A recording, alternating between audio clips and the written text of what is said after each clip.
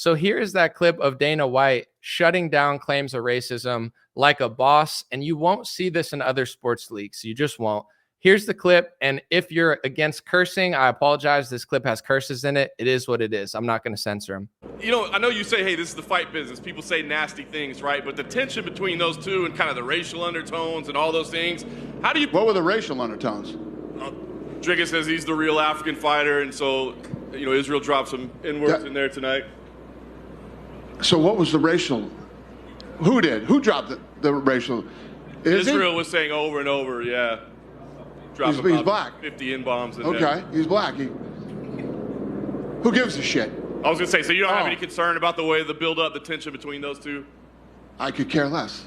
This is the fight business. Israel Adesanya can say whatever he wants to say. Who gives a shit? Why, are people bitching about that? Some people, of course they are. Oh, fucking A. All right, got it. Yeah. Too fucking bad. All right. Yeah. Last thing for me then.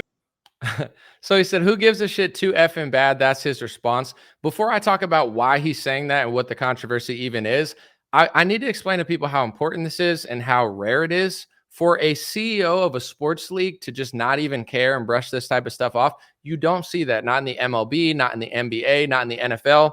Recently, my friend brought it to my attention today that a Blue Jays player had to apologize because he shared a hurtful video about a Target and a Bud Light boycott. So the conservative Bud Light and Target boycotts that are going on, a baseball player agreed with that, apologized, and then he got released from the team.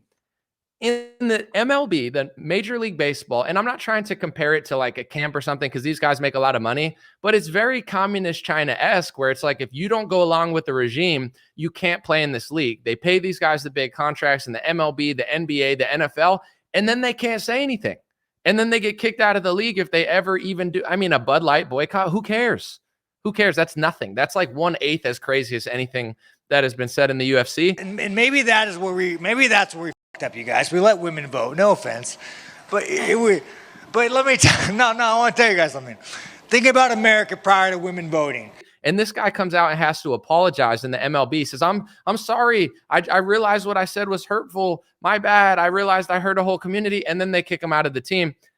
In the UFC with Dana White as the CEO, who went against lockdowns, by the way, he had a lot of events in Florida with the help of Governor DeSantis. And the UFC said, we're not locking down like everyone else. So they held events for years, which helped propel the UFC because as everyone else is locked down and scared, they're letting people fight in Florida. I think it was in Jacksonville for a while. But long story short, they're trying to hype up this racial tension. Most other CEOs would say, oh my gosh, we got to talk to this guy. He's got to go on an ADL tour or talk to BLM or whatever the organization of the day is. We're so sorry. We're going to fine him. You get fined in the NBA for saying no homo, which doesn't even make sense. It's not even hateful because if you're like, hey, that shirt looks good on that guy, no homo, you're not even saying you hate gay people or you don't like them. You're just saying, I'm not gay. I don't want you to think I'm gay, but you have a nice shirt on. It's the same as if a gay guy was like, yo, that woman, she's pretty, but I'm no straight though. I'm not straight, but she's hot. You get what I'm saying? It's not even a hateful phrase.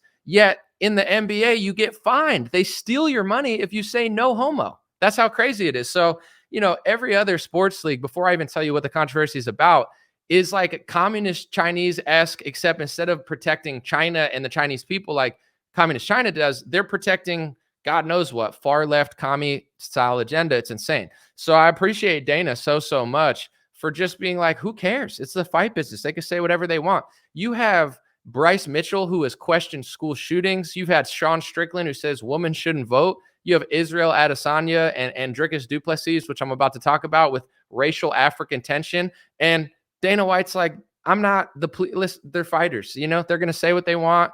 It is what it is. Deal with it. I love it. Thank you, Dana White, for being the realest sports CEO probably ever, definitely in modern history. With that being said, I want to explain what the racial tension is. It's actually interesting. I've spoken about it slightly months ago. Now it's getting more interesting because the white guy from South Africa actually won. Now he's going to fight for the championship. But anyway, you have a white South African named Dricus du Plessis. He's white, but he's been born and raised in South Africa. He fights out of South Africa. He lives in South Africa. He trains in South Africa. If he wins the belt, he's going to take the championship back to South Africa. And he basically said that. He said, I'm the real African. I'm going to take it back to Africa. I'm the African fighter in the UFC. Myself and Cameron, we breathe the African air. We wake up in Africa every day. We train in Africa. We're African born. We're African raised. We still reside in Africa. We train out of Africa. That's an African champion, and that's who I'll be. You know, the other guy, the black guy, his name is Israel Adesanya. He, I think, was mostly raised in New Zealand. He doesn't live or take the belt back to Nigeria. So that's what Dricus du Plessis said. He said, I'm the real African. When I win the championship, is going back to Africa. You know, I eat in Africa. I breathe in Africa. I sleep in Africa. I train in Africa. I'm the real African champion.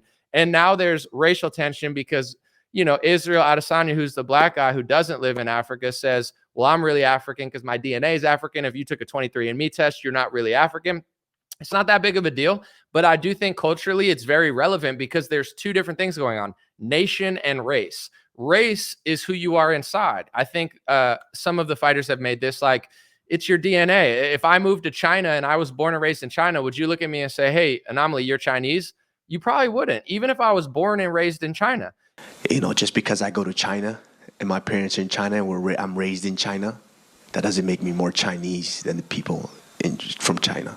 And you could say that and everyone understands. It's like, even if Anomaly was born and raised in China, I would never look at him and think he's Chinese. And I don't know if I would even consider him Chinese because he's not. And some would say you are Chinese. Anyway, long story short, the West, I guess people will call it, Europe, America.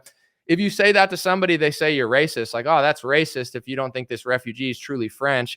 But it's a conversation that's being had all over the world of like, what is race versus nation? If you're white and you live in Africa, are you really African? If you're black, are you really African? I see both sides of it. Nation-wise, Dricus du Plessis is right. He is nationally African. Racial-wise, Israel Adesanya has a point. He's African genetically. I don't really care, you know, either way. It's like I don't care which side of the fence people are on. It's not a big deal to me. So I don't think it's overly hyped or you're racist. If you say I'm African because I'm black, or you say I'm African because I was born and raised here, who cares? It's nation versus race. Do you consider the nation what makes you African? Do you consider the race what makes you African? Some people see it on both sides. Whichever side you see it on, I like the fact that the fight business is the fight business. They just fight it out. There's no crying about it. There's no racism. There's no fines. You step in the ring. You step in the ring. The best man wins. Doesn't matter what race or nation you're from. That's what makes the UFC awesome. With that being said, before I get in my next story, I just want to tell you guys about my weekend. I bought tickets to see the UFC event. I'm a big fight fan. I like the fact that these UFC fighters are outspoken. I'm tired of other sports. I don't even watch other sports anymore because it's so boring. Oh, I said a bad word. I have to apologize. Oh, I'm conservative. I'm so sorry for being conservative. Let me play baseball. Shut up. It's so lame. It's so commie. It's like these sports leagues are basically just taking the strong men in America and all over the world, luring them with big contracts into these sports leagues, and then shutting them up. I'm starting to think that these sports are like controlled. You know, I'm not saying you're controlled if you play sports, but the fact that it's like, here, we'll give you 50 million, 10 million, 5 million, and shut you up as a strong man. We need our strong men to speak out. You know, we can't have them bottled down in a league that finds you for speaking the truth or being conservative. So I like the UFC on multiple levels. Fighting is badass. And the fact that Dana doesn't shut his fighters up and they say whatever they want, it's super cool. Long story short, I went to Vegas. It was International Fight Week, and I was doing some networking too. I wasn't just there for fun.